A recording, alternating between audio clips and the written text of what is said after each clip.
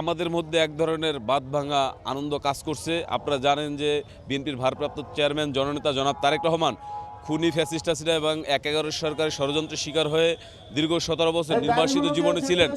আমরা এই ১৭ বছর স্লোগান দিয়েছিলাম তারেক রহমান বীরের বেশে আসবে ফিরে বাংলাদেশে।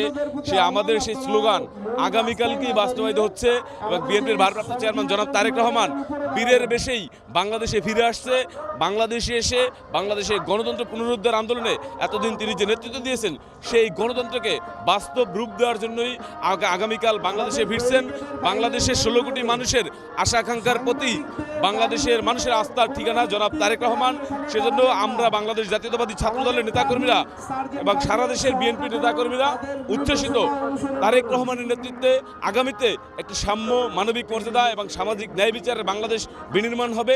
সেই প্রত্যাশায় বাংলাদেশের সর্বস্তরের মানুষ আগামীকাল ২৫শে ডিসেম্বর ঢাকার রাজপথকে প্রকম্পিত করবে, ঢাকার রাজপথে সমবেত হবে।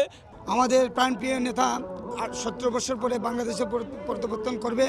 ওনার নেতৃত্বে সারা বাংলাদেশ আমরা ৩০০ আসনে জয় লাভ করবো ইনশাল্লাহ। ওনার নেতৃত্বে আমরা সকল জল্পনার অবসান ঘটিয়ে আমাদের ভারপ্রাপ্ত চেয়ারম্যান আগামীকাল সকাল ১১টার সময় ঢাকাতে অবতরণ করবেন। এই জন্য ৬৪ জেলা থেকে লাখ লাখ নেতাকর্মী ওনাকে বরণ করার জন্য আমরা ঢাকাতে দুই একদিন আগেই চলে আসছি। ইনশাল্লাহ কালকে সারা বাংলাদেশের মানুষের জনগণে ঢাকা বৃহত্তর একটা জনসমাবেশ হবে।